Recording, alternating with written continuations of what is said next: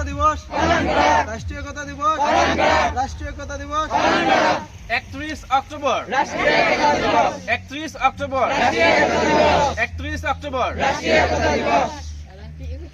তো अमर talent coaching centre family सबके मैं राष्ट्रीय एकता दिवसर शुभेच्छा जाचिलो 31 अक्टोबर तारीख तो आमी सरदार वल्लभ भाई पेटेलर जन्म दिवस हिसापे उद्यापन करूँ किन्तु 2014 सनर 31 अक्टोबर तारीखर दिना आमार भारतवर्षर प्रधानमंत्री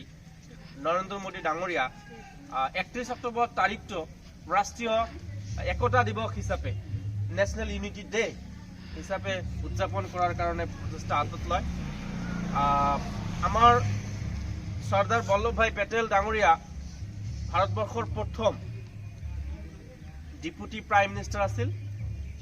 और प्रथम होम मिनिस्टार आसिल तो राष्ट्रीय एकता दिवस माने कि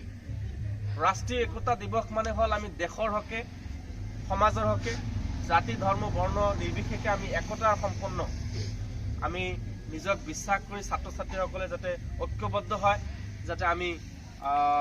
আগুৱাই যাব পাৰো তো আজি যাতে আমি ইয়াত সংকল্প এক লব পাৰো যাতে আজিৰ পৰা আমি দেশৰ হকে সমাজৰ হকে নিজৰ ব্যক্তি নিজৰ উন্নত সাধনৰ কাৰণে যে প্ৰচেষ্টা থাকে গোটেইখিনি ছাত্ৰ ছাত্ৰী যাতে আমি সেই সংকল্পবদ্ধ হ'ব পাৰো মোৰ লগে লগে তোমালোকে কবা আজিৰ পৰা আমি ঐক্যবদ্ধ হলো দেশৰ হকে আমি নিষ্ঠাভাৱে সংকল্প গ্ৰহণ কৰিলো যি